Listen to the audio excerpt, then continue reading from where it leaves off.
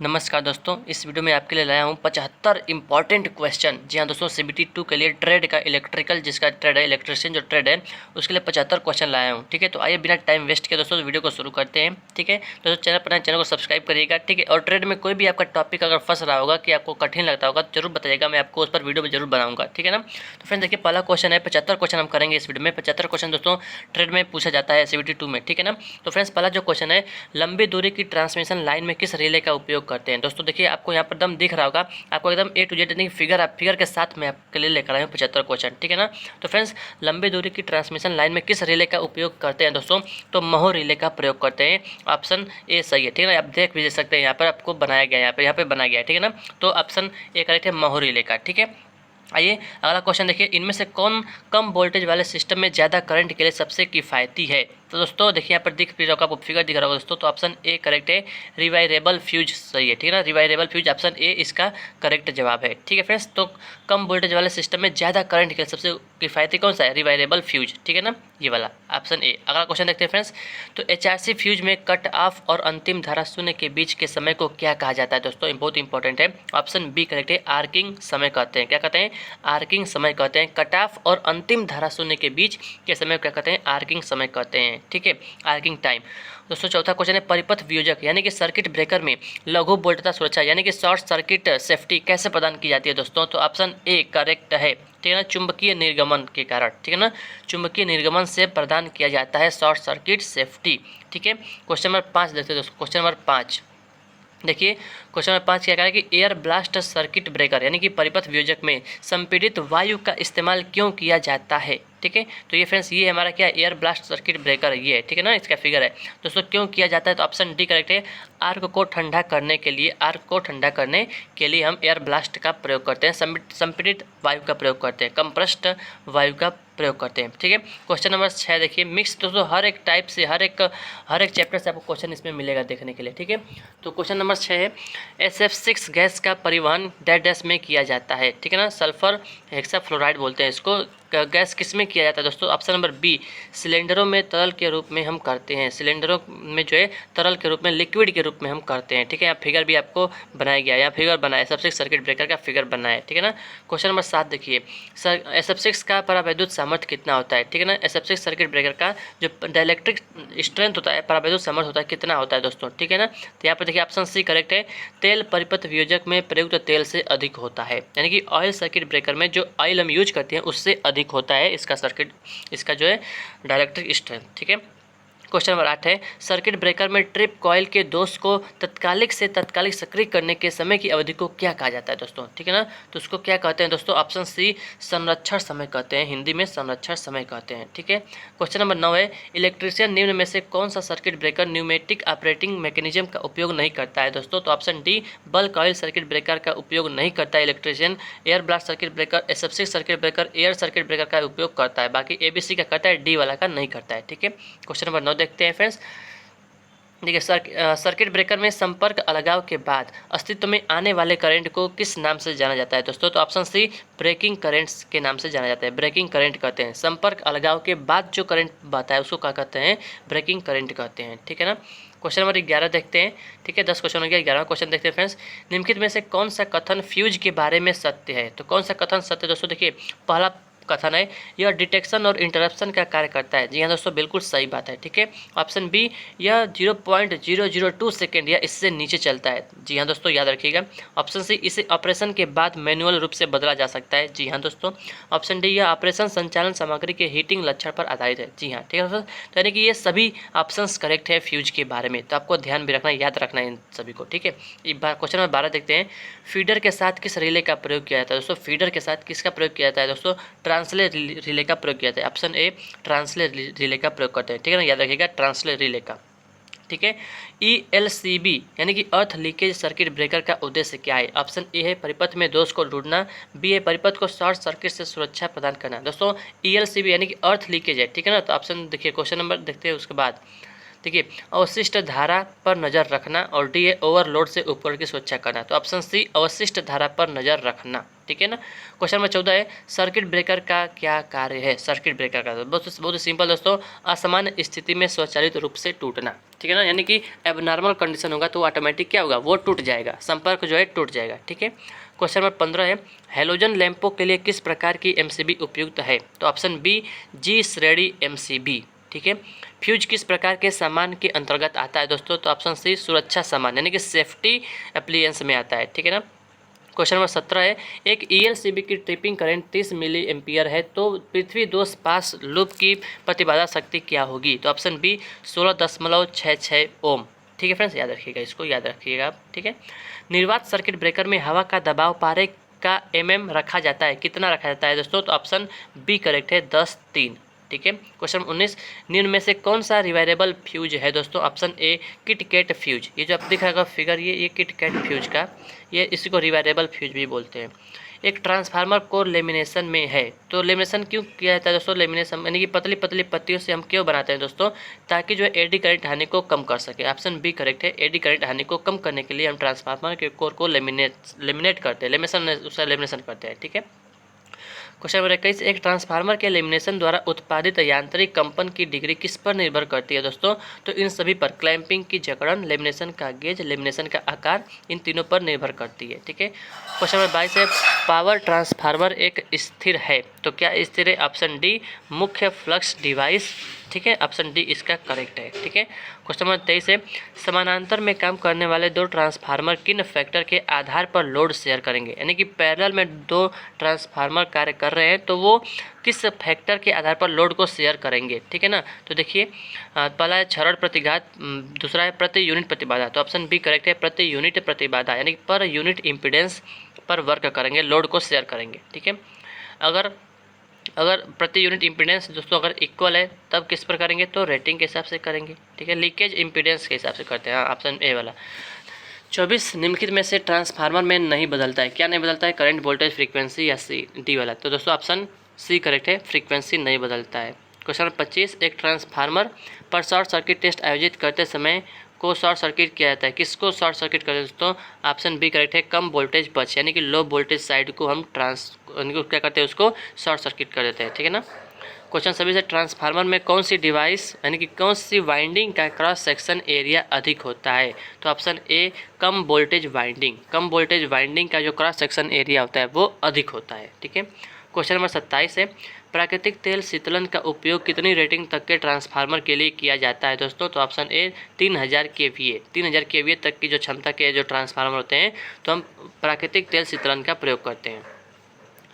Power transformer को अधिकतम दक्षता के लिए डिजाइन किया गया है, तो पावर ट्रांसफार्मर दोस्तों तो लगभग फुल लोड पर यानी कि 90 to 95% लोड के लिए जो है इसको हम क्या करते हैं, डिजाइन करते हैं पावर ट्रांसफार्मर को। और दोस्तों यही अगर डिस्ट्रीब्यूशन ट्रांसफार्मर रहेगा तो 50% फुल लोड हो जाएगा। ठीक है ना, सी वाला तब करेक्ट हो जाएगा, जब डिस्ट्रीब्यूशन ट्रांसफार्मर रहेगा तब, वितरण ट्रांसफार्मर रहेगा तब 50% लोड हो जाएगा। ठीक है ना, एक वितरण ट्रांसफार्मर की दक्षता यानी कि अधिकतम दक्षता देखिए 50% फुल लोड पर, यही मैं आपको बता रहा था। ठीक है ना, एक ट्रांसफार्मर में टेपिंग आमतौर पर प्रदान की जाती है, प्राथमिक साइड, सेकेंडरी साइड, कम वोल्टेज साइड या उच्च वोल्टेज साइड? तो दोस्तों ऑप्शन कौन सा करेक्ट है? ऑप्शन सी कम वोल्टेज साइड। ठीक है ना, टेपिंग आमतौर पर प्रदान की जाती है कहाँ पर?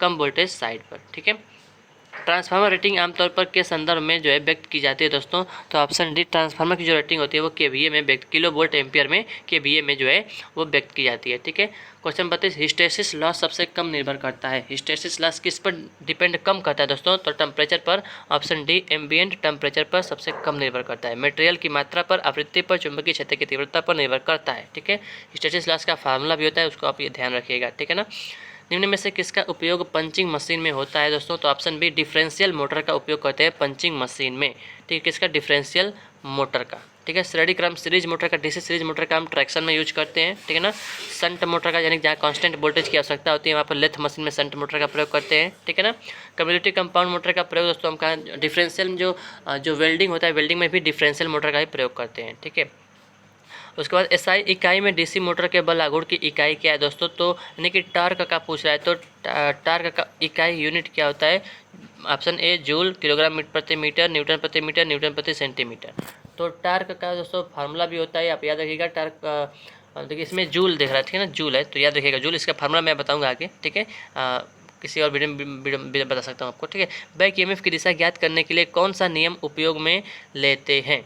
ठीक है, तो बैक ईएमएफ का जो है दिशा बताने के लिए कौन सा दोस्तों बैक ईएमएफ बहुत सिंपल है। देखिए यहाँ पे ये आपको दिख रहा होगा ये वाला, ठीक है ना। ये देखिए फ्लेमिंग्स का लेफ्ट हैंड रूल है ये वाला, ठीक है ना। अब देखिए जो अंगूठा होता है वो बल को बताता है, बल को, और जो जो सामने की जो तर्जनी होता है, तर्जनी जो फिंगर है तर्जनी वाला, वो मैग्नेटिक फील्ड को बताता है, और जो मध्यमा होता है वो करंट को बताता है, ठीक है ना।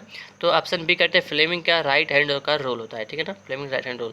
इंडक्शन मोटर में स्टार्टिंग के समय विद्युत धारा का मान कितना होता है?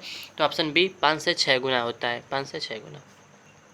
स्टार्टर का प्रयोग क्यों किया जाता है? स्टार्टर का प्रयोग दोस्तों स्टार्टिंग करंट को कम करने के लिए किया जाता है, स्टार्टिंग करंट को कम करने के लिए किया जाता है स्टार्टर का प्रयोग, ठीक है ना।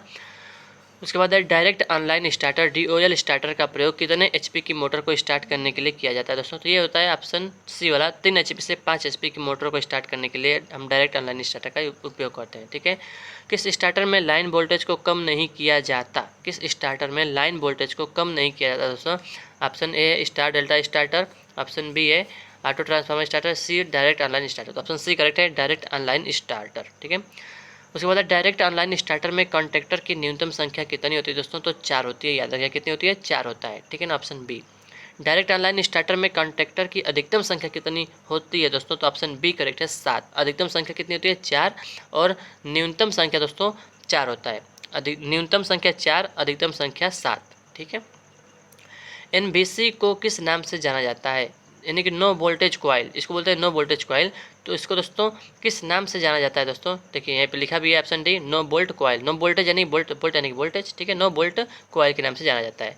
तो ऐसी कौन सी युक्ति है जो सप्लाई के असफल हो जाने पर मोटर को ऑटोमेटिक ही ऑफ कर देती है दोस्तों? ऐसी कौन सी युक्ति है? नो वोल्ट कॉइल है, नो वोल्ट रिलीज कॉइल है, ओवरलोड कॉइल है, या फिर ओवरलोड रिले? तो ऑप्शन ए करेक्ट था, यानी कि नो कौन सा दिया था, देखिए नो बोल्ट कॉइल, ठीक है ना, NVC नो बोल्ट कॉइल। देखिए DOL स्टार्टर यानी डायरेक्ट ऑनलाइन स्टार्टर में एक थर्मल रिले प्रयोग की जाती है, उसको हम क्या कहते हैं दोस्तों? तो उसको कहते हैं ओवरलोड रिले कहते हैं, ओवरलोड रिले कहते हैं। बहुत ही मोस्ट इंपॉर्टेंट दोस्तों, ये 75 क्वेश्चन आपके लिए लाया हूँ, ठीक है ना।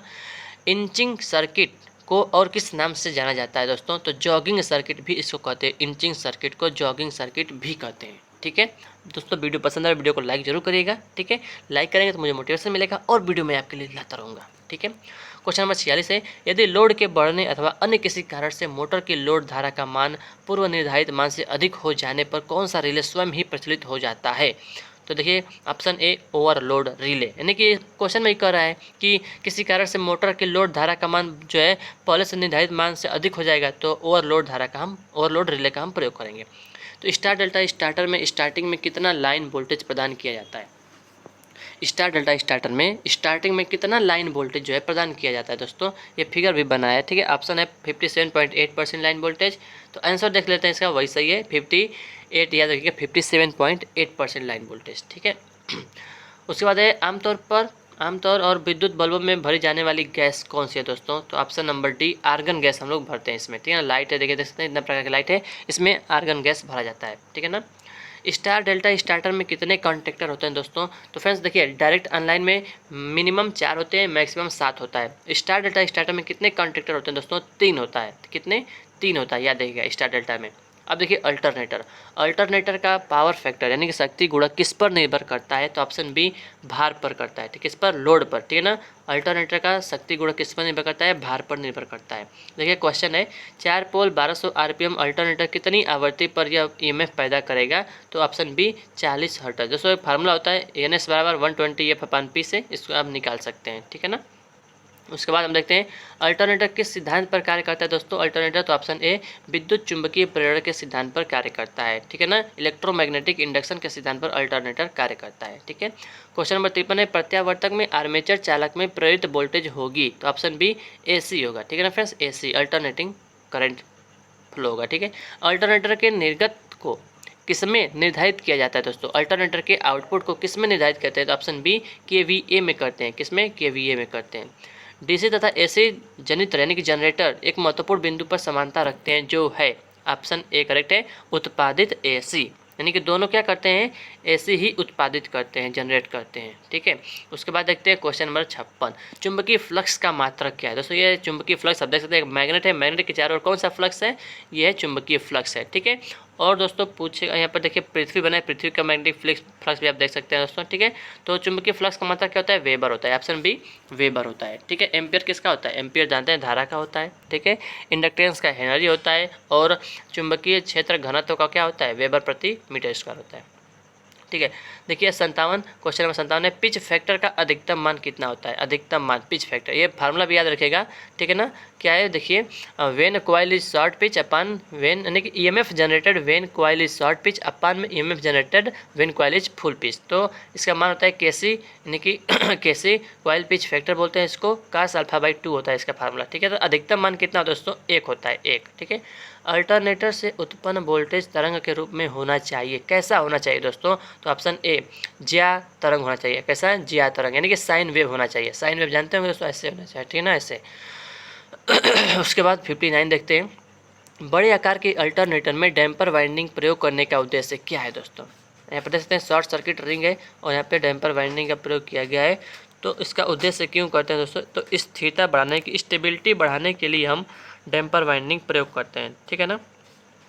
किस स्टार्टर में 3 कॉन्टैक्टर तथा टाइमर रिले प्रयोग किया था दोस्तों, 3 स्टार्टर में आपको 3 कॉन्टैक्टर किस में होता है, स्टार डेल्टा में होता है ना। तो यहाँ पर देखते हैं ऑप्शन बी स्वचालित स्टार डेल्टा स्टार्टर, ठीक है ना, स्वचालित स्टार डेल्टा स्टार्टर, तो याद रखिएगा स्वचालित होता है, ठीक है। उसके बाद है क्वेश्चन नंबर 61 है, ऑटो ट्रांसफार्मर स्टार्टर का प्रयोग कितने एचपी की मोटर को स्टार्ट करने के लिए किया दोस्तों। देखिए इससे पहले मैंने आपको बताया था कि डायरेक्ट ऑनलाइन स्टार्टर का प्रयोग 3 एचपी से 5 एचपी, और ये ऑटो ट्रांसफार्मर स्टार्टर का है। इसका दोस्तों प्रयोग जो है वो हम कहाँ करते हैं, 10 एचपी से अधिक मोटर के लिए करते हैं, ठीक है। और 5 से 10 पूछेगा दोस्तों, 5 से 10 तो हम स्टार डेल्टा स्टार्टर रहेगा, और 10 एचपी से अधिक मोटर के लिए हम जो है हम ऑटो ट्रांसफार्मर स्टार्टर का प्रयोग करते हैं, ठीक है। उसके बाद है 3 फेज मोटर की घूर्णन दिशा कैसे परिवर्तित की जाती है, 3 फेज मोटर की घूर्णन दिशा कैसे परिवर्तित की जाती है दोस्तों। तो कैसे कर सकते हैं, ऑप्शन सी 2 फेजों के कनेक्शन को आपस में परिवर्तित करके जो है हम 3 फेज मोटर की जो रोटेशनल है मोशन है वो उसको हम इंटरचेंज कर सकते हैं, यानी कि घूर्णन दिशा बदल सकते हैं, ठीक है। देखिए क्वेश्चन नंबर 63 है, स्क्वायरल केज मोटर को किस स्टार्टर द्वारा स्टार्ट किया जाता है, स्क्वायरल केज मोटर को किस स्टार्टर द्वारा स्टार्ट कर सकते हैं दोस्तों। तो auto transformer starter, direct online starter और स्टार्टर या उपरोक्त सभी। तो क्वेश्चन नंबर 63 का आंसर देख लेते हैं यहाँ पे, ऑप्शन डी, यानी कि सभी प्रकार से हम इसको स्टार्ट कर सकते हैं। स्लिप रिंग इंडक्शन मोटर को किस स्टार्टर के द्वारा स्टार्ट किया जाता है, स्लिप रिंग इंडक्शन मोटर को दोस्तों, ये जो सिंबल बना है ये सिंबल बना है वेरिएबल रेजिस्टेंस का, याद रखिएगा वेरिएबल रेजिस्टेंस का, ठीक है। तो स्लिप रिंग इंडक्शन मोटर को किस स्टार्टर के द्वारा प्रयोग करते हैं दोस्तों, स्लिप रिंग यानी किसको, ये दिखाने का मतलब है कि जो स्लिप रिंग इंडक्शन मोटर होता है उसमें अतिरिक्त जो है रेजिस्टेंस हम जोड़ सकते हैं, ठीक है। तो किस स्टार्टर का प्रयोग करते हैं दोस्तों, तो option D 3 phase rheostat starter का हम प्रयोग स्टार्ट करते हैं किसको, स्लिप रिंग इंडक्शन मोटर को स्टार्ट करने के लिए हम 3 फेज रियोस्टेट स्टार्टर का हम प्रयोग करते हैं। इंडक्शन मोटर में किस प्रकार का कोर प्रयोग किया जाता है, इंडक्शन मोटर में किस प्रकार के कोर का प्रयोग किया जाता है दोस्तों, इंडक्शन मोटर में किस प्रकार के कोर का प्रयोग करते हैं, तो option B laminated silicon steel core का प्रयोग करते हैं, लेमिनेटेड सिलिकॉन स्टील का प्रयोग करते हैं, ठीक है ना, सिलिकॉन स्टील का याद रखिएगा। उसके बाद है 3 फेज इंडक्शन मोटर के स्टार्टर में उत्पन्न हुआ चुंबकीय क्षेत्र डैश डैश पर गतिमान होता है। तो ऑप्शन सी तुल्यकालिक गति, 3 फेज इंडक्शन मोटर के स्टार्टर में उत्पन्न हुआ चुंबकीय क्षेत्र वो सिंक्रोनस स्पीड से चलता है, ठीक है। लेकिन जो उसका जो रोटर होता है वो सिंक्रोनस स्पीड के बराबर नहीं चलता है, ठीक है, याद रखिएगा। देखिए कॉन्टैक्टर डैश के द्वारा प्रचारित होता है, कॉन्टैक्टर किसके द्वारा प्रचारित होता है, ऑप्शन डी चुंबकीय कुंडली के द्वारा जो है वो प्रचारित होता है, ठीक है। उसके बाद है क्वेश्चन नंबर 68, ट्रांसफार्मर कब सांस लेता है। देखिए ये ट्रांसफार्मर है, आपको दिख रहा होगा, ठीक है ना, ये है ट्रांसफार्मर, ठीक है। तो कब सांस कब लेता है दोस्तों, जब उस पर भार जो है घटता है, जब लोड घटता है, ऑप्शन बी करेक्ट है, उस पर भार घटता है तब वो क्या करता है, सांस लेता है, ठीक है ना। जो सांस लेने का उपकरण होता है उसका नाम क्या है, उसका नाम है ब्रीदर, ठीक है ना। अब ब्रीदर दोस्तों याद रखिएगा, जो ब्रीदर में क्या भरा होता है, ब्रीदर में सिलिका जेल भरा होता है, सिलिका जेल भरा होता है। और दोस्तों अगर देखिए सिलिका जेल क्या अवशोषित करता है, तो पानी को यानी कि नमी को अवशोषित करता है दोस्तों। अगर पानी को वो अवशोषित कर लेता है तो उसका रंग कैसा हो जाता है, गुलाबी हो जाता है। अगर अवशोषित नहीं किया है, अवशोषित करने से पहले सिलिका जेल का जो कलर होता है वो नीला होता है, ठीक है। देखिए question number 69, lead acid cell में धनात्मक प्लेट में प्रयुक्त सक्रिय सामग्री होती है, तो ऑप्शन सी PbO3, याद रखिएगा धनात्मक प्लेट में प्रयुक्त सक्रिय सामग्री PbO3 होता है, ठीक है। उसके बाद दोस्तों देखिए निकिल आयरन सेल की चार्ज वोल्टेज होती है, निकिल आयरन सेल की चार्ज वोल्टेज कितना होता है दोस्तों? 1.4 वोल्ट होता है, 1.4 वोल्ट। ठीक है। क्वेश्चन नंबर 71, शुष्क सेल का कार्य क्या है दोस्तों? शुष्क सेल का क्या है दोस्तों? देखिए, विद्युत ऊर्जा को चुंबकीय ऊर्जा में, गलत। रासायनिक ऊर्जा को यांत्रिक ऊर्जा में, विद्युत ऊर्जा को रासायनिक ऊर्जा में, नहीं, रासायनिक ऊर्जा को विद्युत ऊर्जा में दिया होगा। देखते हैं फ्रेंड्स आगे। देखिए, रासायनिक ऊर्जा को विद्युत ऊर्जा में बदलना, ऑप्शन डी करेक्ट है। ठीक है। क्वेश्चन नंबर 72, किसी धातु से दूसरी धातु पर परत चढ़ाने की क्रिया को क्या कहते हैं दोस्तों? तो इलेक्ट्रोप्लेटिंग कहते हैं। ठीक है ना। ये इलेक्ट्रोप्लेटिंग प्रोसेस भी आपके सामने यहाँ पर देखिए दिख रहा होगा। ठीक है ना। यहाँ पर देखिए, एक पॉजिटिव प्लेट है, एक निगेटिव प्लेट है। ठीक है। तो एक जो है कापर का इलेक्ट्रोड है, एक ब्रास का इलेक्ट्रोड है। ठीक है। बीच में इलेक्ट्रोलाइट भरा गया है। ठीक है। एक सल्फेट आयंस है और कापर आयंस, दोनों अलग अलग हो जाते हैं। ठीक है ना। उसके बाद देखिए, इसको क्या कहते हैं? इलेक्ट्रोप्लेटिंग कहते हैं। ऑप्शन ए करेक्ट है। ट्रिकल चार्जिंग में बैटरी को सामान्यतः करंट दी जाती है, कितना करंट दिया जाता है दोस्तों? देखिए दोस्तों, ऑप्शन बी, सामान्य चार्जिंग धारा से 2 से 5 एम्पियर तक, ठीक है, दिया जाता है। सामान्य चार्जिंग धारा से 2 से 5% तक जो है वो दिया जाता है। ठीक है ना। उसके बाद दोस्तों आगे बढ़ते हैं। क्वेश्चन नंबर 74, इलेक्ट्रोलाइट में कैथोड की ओर जाने वाले आयन क्या कहलाते हैं? याद रखिएगा, कैथोड की ओर जाने वाले को क्या कहते हैं फ्रेंड्स? देखिए यहाँ पर देखिए फिगर बना है आपके सामने। ठीक है। तो एक है एनोड, एक है कैथोड। ठीक है ना। तो देखिए, कैथोड सोडियम आयन जा रहे हैं कैथोड की तरफ, क्लोरीन आयन जा रहे हैं एनोड की तरफ। ठीक है। और तो इलेक्ट्रोलाइट में कैथोड की ओर जाने वाले आयन क्या कहलाते हैं? तो ऑप्शन ई, धनायन कहते हैं। क्या बोलते हैं? धनायन। ठीक है ना। एनोड की किधर पूछा है? कैथोड पूछा है। तो यहाँ पर देख सकते हैं कि जो कैथोड की तरफ Na+ यानी सोडियम आयन यानी कि धनात्मक जो है वो कैथोड की ओर जा रहा है और एनोड की ओर ऋणात्मक जा रहा है। ठीक है। तो ये भी आप याद रखिएगा, एनोड को प्लस से जोड़ते हैं और जो कैथोड है उसको निगेटिव साइड से जोड़ते हैं। ठीक है। तो ये भी आप ध्यान रखिएगा। ठीक है ना। और यहाँ पर हो गया क्वेश्चन नंबर 75, देख लेते हैं। क्वेश्चन नंबर 75, परमाणु की वह ताकत जो हाइड्रोजन परमाणु से रासायनिक क्रिया करे, तो क्या कहते हैं? उसको हम कहते हैं संयोजकता। परमाणु की वह ताकत जो हाइड्रोजन परमाणु से रासायनिक क्रिया करे उसको कहते हैं क्या? संयोजकता कहते हैं। ठीक है दोस्तों। तो ये 75 क्वेश्चन मैंने आपको करा दिया और वो भी एकदम दोस्तों आपको एकदम फिगर के साथ मैंने आपको बताया है। ठीक है फ्रेंड्स। तो कैसा लगा ये वीडियो आपको कमेंट करके जरूर बताइएगा। और इतने मेहनत के लिए दोस्तों मैंने आपके लिए खोज के लाया हूँ इतना बड़े से 75 क्वेश्चन। ठीक है। ऐसे ही और लाता रहूँगा। तो वीडियो को लाइक जरूर करिएगा, वीडियो पसंद आया हो तो। ठीक है फ्रेंड्स। तो मिलते हैं आपसे अगले वीडियो में। चैनल पर नए, चैनल को सब्सक्राइब जरूर कर लीजिएगा फ्रेंड्स। ठीक है। ऐसे ही और वीडियो के लिए हमारे चैनल को सब्सक्राइब करिएगा। मिलते हैं फ्रेंड्स नेक्स्ट वीडियो में। तब तक के लिए जय। या कोई आपका क्वेश्चन होगा दोस्तों कमेंट बॉक्स में जरूर पूछिएगा। ठीक है। आपको जरूर रिप्लाई करूँगा। ठीक है फ्रेंड्स।